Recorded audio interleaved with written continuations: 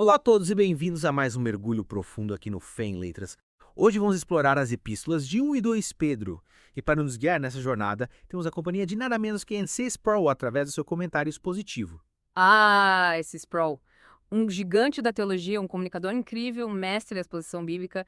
E nesse comentário sobre Pedro, ele realmente se destaca. E para deixar esse mergulho ainda mais especial, vamos contar também com insights de outros nomes de peso, como Sinclair Ferguson, Stephen Lawson e Robert Godfrey. Uau! Só gente boa. Realmente, estamos em ótima companhia. Sem dúvida. Preparem-se para desvendar o verdadeiro significado de nascer de novo, entender a alegria dos primeiros cristãos em meio à perseguição e desmascarar as artimanhas dos gnósticos.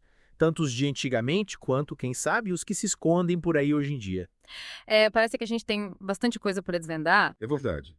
Mas antes de começar, aquele recadinho básico. Curtam, sigam o canal, ativem as notificações e compartilhem esse episódio com seus amigos. E deixem nos comentários sugestões de livros para os próximos mergulhos. Isso ajuda muito o canal a crescer. É isso aí. Contamos com vocês. Então vamos começar. E como em toda boa investigação, a gente precisa primeiro entender o cenário, né? Quem escreveu essas cartas? Para quem? E em que contexto? Isso, fundamental. Principalmente quando a gente está falando da Bíblia. As evidências apontam para Pedro como autor das duas cartas. Silvano provavelmente atuou como escriba e Marcos, o evangelista, aparece nas saudações. Interessante. E a primeira carta de Pedro, especificamente, ela foi escrita para quem? Para cristãos que estavam enfrentando perseguição. Imagina só, você está ali vivendo a sua fé e de repente se vê no meio de hostilidade e ameaças. É nesse contexto que Pedro escreve, oferecendo conforto, encorajamento e orientação. Nossa, que situação difícil. É incrível como Pedro, que antes tremia só de pensar em sofrer por Cristo, se torna um farol de esperança para esses cristãos perseguidos. Uma baita transformação, né? Sem dúvida, uma verdadeira metamorfose. Ele passou de um discípulo cheio de dúvidas para um líder firme, pronto para guiar outros na tempestade. E essa experiência pessoal dá muita força às palavras dele. Com certeza. E falando em transformação, vamos mergulhar num dos conceitos mais importantes da fé cristã, o novo nascimento. Pedro fala sobre nascer de novo, não de semente corruptível. O que ele quer dizer com isso? É só uma frase bonita ou tem algo a mais? Isso vai muito além de uma frase de efeito. É uma mudança profunda, radical, orquestrada pelo próprio Espírito Santo. Entendi. A semente incorruptível aponta para a origem divina dessa transformação. É algo que contrasta com as mudanças passageiras que a gente vê no mundo, né? Faz sentido. Então não é a nossa fé que causa o novo nascimento, mas sim o resultado dele. É Deus quem planta essa semente em nós. Exatamente. É uma obra divina, um ato de graça. É como se Deus estivesse nos dando um novo DNA espiritual, nos capacitando para viver uma nova vida. É tipo uma nova identidade, né? Isso. Incrível. Me lembra daquela analogia do bebê que se move no ventre da mãe? Somos tão passivos nesse renascimento espiritual quanto fomos no nosso nascimento físico. Perfeito. É uma comparação que ilustra bem essa obra sobrenatural de Deus em nós. Legal. E essa nova vida em Cristo nos leva a um tesouro inestimável, a fé. E assim como o ouro é testado e refinado pelo fogo, a nossa fé também passa por provações. É verdade. E é nesse processo que ela se torna ainda mais valiosa. Assim como o ouro purificado, Deus valoriza a nossa fé até mais do que o ouro. Tanto que ele exalta aqueles que creem sem ter visto Jesus fisicamente. Oh, que privilégio. Então a fé é tão preciosa aos olhos de Deus. Sem dúvida. E para fortalecer essa fé, Pedro nos convida a cingir os lombos da nossa mente. Uma metáfora interessante, né? É, cingir os lombos da mente. O que ele quer dizer com isso? Me parece meio, sei lá, estranho. Ele usa essa imagem para nos desafiar a ir além da simples absorção de informação, sabe? A ideia é sermos proativos na fé, pensarmos criticamente, com disciplina. É como um soldado se preparando para a batalha, ajustando as vestes para ter mais agilidade e liberdade de movimento. Ah, entendi. Faz sentido. É um chamado para ter uma mente afiada, pronta para defender a fé. É verdade. E esse de falar da disciplina mental é ainda mais importante hoje em dia, né? Com tanta informação, a gente precisa usar a razão, a lógica para aprofundar a nossa fé. Não podemos nos deixar levar só pelas emoções. Concordo plenamente. E por falar em lógica, o que você acha da figura de Jesus como pedra viva? Parece um paradoxo, né? Uma pedra parada inerte, mas que ao mesmo tempo pulsa com vida. Verdade. Me parece uma metáfora bem desafiadora. Como Jesus, sendo uma pedra, pode ser vivo. É justamente esse o ponto. Jesus desafia as nossas expectativas. Ele é a pedra angular, rejeitada pelos construtores, mas que se torna o alicerce da nossa fé inabalável. Ele é a fonte de vida, a rocha que nos sustenta.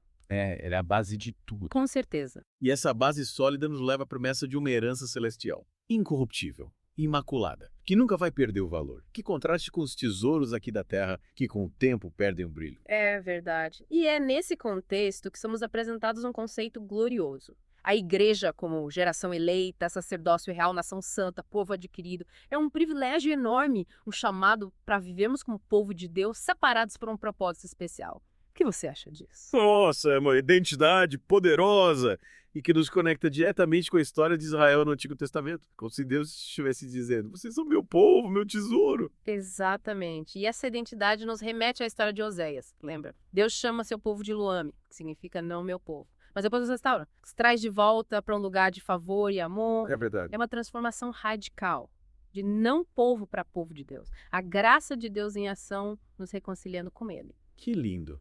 E essa graça nos leva a um paradoxo. A liberdade cristã encontrada na servidão a Deus. Como assim? Ser livre sendo servo. Pois é uma pergunta que intriga muita gente. Mas a ideia é que somos libertos do pecado para nos tornarmos servos de Deus. É uma nova forma de servidão, livre da opressão do pecado e motivada pelo amor e gratidão a Deus. Entendi. É como se a verdadeira liberdade viesse da entrega a Deus, né? Não é fazer o que a gente quer, mas o que é certo. Viver de acordo com a vontade dele. Exatamente. E essa submissão nos leva a outro conceito intrigante, o sofrimento como vocação. Pedro aborda esse tema de forma bem profunda e desafiadora. O que você acha? Confesso que essa ideia de sofrimento como vocação me deixa um pouco desconfortável, como assim, ver o sofrimento como algo positivo. É natural se sentir assim, ninguém gosta de sofrer. Mas Pedro nos mostra que o sofrimento, quando vivido em Cristo, pode ter um propósito, um significado. Ele pode nos moldar, nos fortalecer, nos aproximar de Deus. Tipo como um professor meio rígido que no final das contas te ensina bastante. É uma boa analogia. Lembra da experiência do Isis Pro quando ele foi dar uma palestra num centro de tratamento de câncer? Ele apresentou essa perspectiva, por mais difícil que seja, para pacientes terminais, mostrando que o sofrimento, quando a gente entende como parte do plano de Deus, ganha um novo significado. Faz sentido. É como se o sofrimento unido à fé pudesse ser transformado em algo que nos aproxima de Deus e nos ajuda a crescer. Exatamente. É uma perspectiva que desafia a nossa lógica humana, mas que encontra respaldo nas Escrituras e na experiência de muitos cristãos ao longo da história. A gente precisa se lembrar que a lógica de Deus é diferente da nossa. Com certeza. E falando em desafios à nossa lógica, o que Pedro quer dizer com o fim de todas as coisas, ele está falando do fim do mundo. Boa pergunta. Essa frase gera muitas interpretações. Uma teoria é que Pedro estivesse se referindo à destruição de Jerusalém em 70 DC, um evento crucial que marcou o início de uma nova fase para a igreja. O que você acha? É possível. Afinal, para os judeus da época, a destruição de Jerusalém representou o fim de um mundo. E para os cristãos, marcou o começo de uma nova era, onde a igreja se espalharia pelo mundo. Isso mesmo. A destruição de Jerusalém pode ser vista como o fim de uma era para o povo judeu e o início de uma nova etapa para a igreja. E essa nova etapa nos convida a refletir sobre o papel do amor cristão como marca registrada dos seguidores de Cristo, especialmente diante das dificuldades e perseguições. Verdade. E para nos ajudar a enfrentar essas dificuldades, Pedro nos equipa com uma ferramenta poderosa. A apologética, a arte de defender a fé com argumentos racionais. É isso aí. Em 1 Pedro 3,15 a gente encontra a exortação. Santificai a Cristo como Senhor em vosso coração, estando sempre preparados para responder a todo aquele que vos pedir razão da esperança que há em vós. Então não basta só sentir a fé, a gente precisa também ser capaz de explicá-la, de dar um fundamento para a nossa esperança. Com certeza. Essa razão, o logos, é mais do que uma simples palavra. É a capacidade de articular uma defesa lógica da nossa fé, desafiando a ideia de que a fé é só emoção. É tipo usar a cabeça para fortalecer o coração. Isso. Legal. E esse chamado à razão nos equipa para enfrentar um dos maiores desafios da fé. A questão do sofrimento e a bondade de Deus, como um Deus bom pode permitir o sofrimento. Essa é uma pergunta que ecoa através dos séculos. É um dilema que todos nós, em algum momento, enfrentamos. A história de Anthony Flew, um famoso ateu que se converteu ao cristianismo, ilustra bem essa luta. O problema do sofrimento era um dos maiores obstáculos para ele. Essa pergunta é realmente difícil. Sem dúvida. E essa história nos mostra que a fé cristã não foge das perguntas difíceis, mas as acolhe e busca respostas na revelação de Deus. É um processo de busca, de questionamento, de amadurecimento. A fé não é um mar de rosas, né? Exatamente.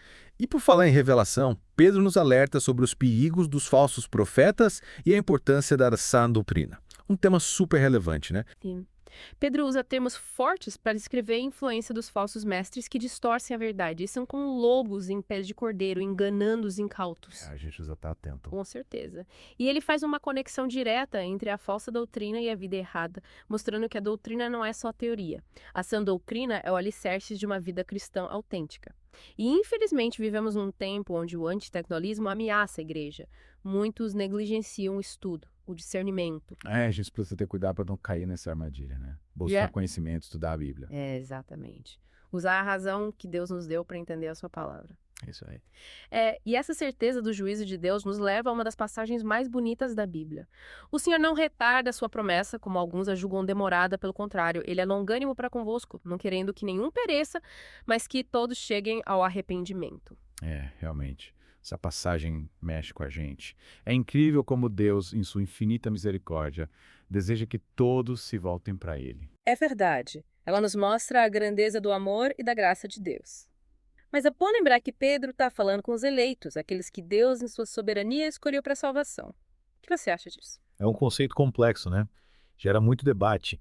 Mas entendo que a doutrina da eleição, mesmo sendo um mistério, nos mostra a grandeza da graça de Deus. É Ele quem toma a iniciativa. Não é por mérito nosso, mas pela sua escolha. Exatamente. E essa graça nos impulsiona a viver em santidade, aguardando a volta gloriosa de Cristo. E por falar em volta de Cristo, Pedro descreve esse dia com imagens bem impactantes. Ele fala de céus passando com um grande estrondo, elementos se desfazendo, a terra sendo consumida pelo fogo. Nossa, que descrição. Diante dessa realidade, a pergunta que fica é: como devemos viver? Boa pergunta. Pedro responde a essa pergunta com o chamado à santidade, a expectativa da vinda de Deus. Não podemos nos apegar às coisas desse mundo que são passageiras. Temos que viver com os olhos fixos em Cristo. Isso. E essa expectativa da vinda de Deus nos leva à promessa de novos céus e nova terra, onde habita a justiça. Deus não vai simplesmente destruir o mundo, mas renovar tudo. Que esperança incrível, viver num mundo sem dor, sofrimento e injustiça. É verdade. E enquanto aguardamos essa promessa, Pedro nos exorta a sermos diligentes, a vivermos em paz, irrepreensíveis. Ele nos lembra que a longanimidade de Deus é a nossa salvação. É interessante como Pedro menciona as cartas de Paulo, dizendo que tem coisas difíceis de entender e que as pessoas distorcem as escrituras para sua própria perdição. Essa passagem é um alerta, né? Sim. Muita gente distorce as escrituras para justificar suas próprias ideias, se desviando da verdade. E a gente precisa ter cuidado com isso. Com certeza. E Pedro nos adverte. Não se deixem levar pelo erro dos ímpios e percam a firmeza na fé, o chamado a vigilância. Verdade. Temos que estar firmes na rocha, que é Cristo. Exatamente. E para finalizar sua primeira carta, Pedro nos deixa com uma exortação poderosa: crescei na graça e conhecimento de nosso Senhor e Salvador Jesus Cristo. Um chamado ao crescimento espiritual. É tipo, não fiquem parados. Continuem buscando, aprendendo, crescendo em Cristo. Isso aí. A vida cristã é uma jornada, não podemos estagnar, e é nesse ponto que a segunda carta de Pedro entra, complementando os ensinamentos da primeira. Legal, em 2 Pedro, já mais maduro, está ainda mais preocupado com a pureza da fé. É como um pai, sabe, que está partindo e deixa instruções para os filhos, alertando sobre os perigos e incentivando a fé. É verdade. E ele começa a segunda carta com uma saudação que resume a essência da fé cristã.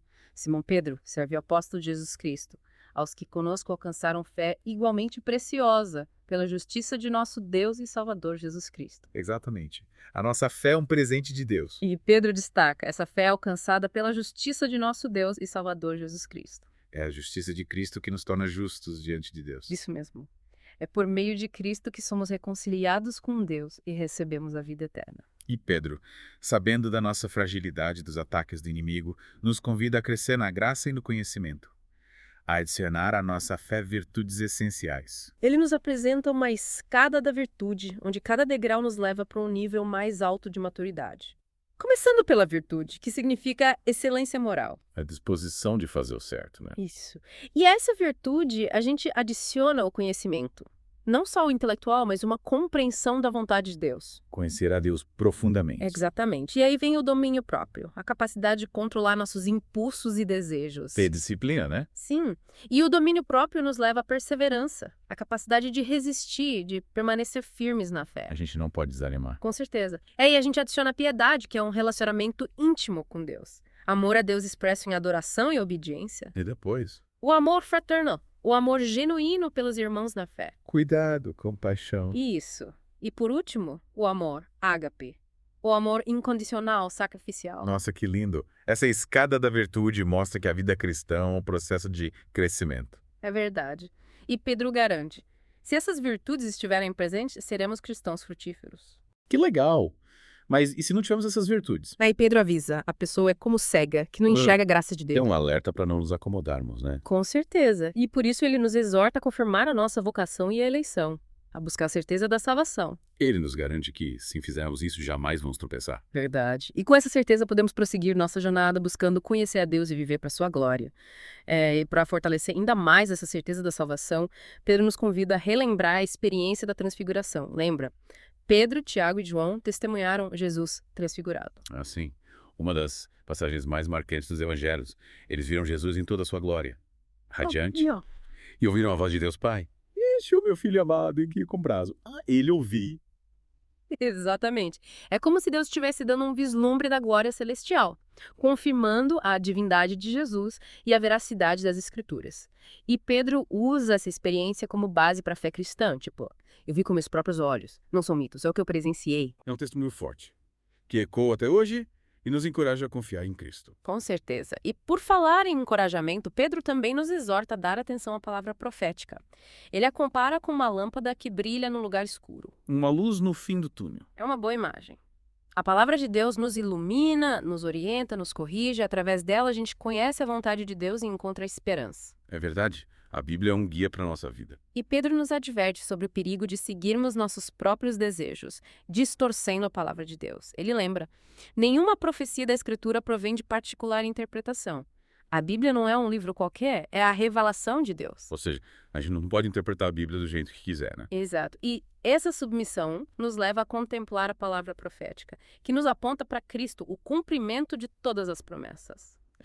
Toda a Escritura aponta para Jesus. Isso. É nele que a gente encontra o sentido da palavra e a esperança da salvação. E é nesse ponto que Pedro faz um alerta importante sobre os falsos profetas. Ele os descreve como bestas irracionais, manchas, fontes sem água, nuvens impelidas pelo vento. Que imagens fortes. Pedro não economiza palavras para falar do perigo desses falsos mestres. Eles enganam as pessoas com promessas vazias, levando à escravidão do pecado. E ele usa o exemplo de Balaão, o profeta que tentou amaldiçoar o povo de Deus. Isso, e foi repreendido por uma jumenta. É uma história que mostra o perigo da ambição e da desobediência. A gente tem que tomar cuidado para não se desviar do caminho. Com certeza. E Pedro avisa: o fim desses falsos mestres será pior que o começo. Eles abandonaram a fonte de água viva para voltar para a lama do pecado. Que triste. É um alerta para a gente estar vigilante e não se deixar enganar. E para se proteger, Pedro nos exorta a nos apegar à sã doutrina, aos ensinamentos dos apóstolos que são o fundamento da nossa fé. A verdade da Escritura liberta do erro e conduz à vida eterna. A gente precisa guardar a palavra de Deus no coração. Exatamente. E para encerrar a carta, Pedro nos deixa com uma exortação. Crescei na graça e conhecimento de nosso Senhor e Salvador Jesus Cristo. É um chamado para continuarmos crescendo na fé, buscando a santificação. É verdade. A vida cristã não para. E que essa exortação nos impulsione a viver uma vida digna do chamado que recebemos. Amém. E que essa imersão nas cartas de Pedro nos inspire a conhecer mais a palavra de Deus e viver uma vida de fé autêntica, firmada na graça de Cristo e na esperança da sua volta. Com certeza, lembrem-se, a conversa não termina aqui. Continuem explorando as Escrituras e compartilhando suas descobertas. A fé se fortalece quando é compartilhada. E antes de terminarmos, aquele recadinho. Curtam, se inscrevam no canal e ativem as notificações para não perderem nossos próximos mergulhos. Até a próxima. E que a graça e a paz de Jesus estejam com todos vocês.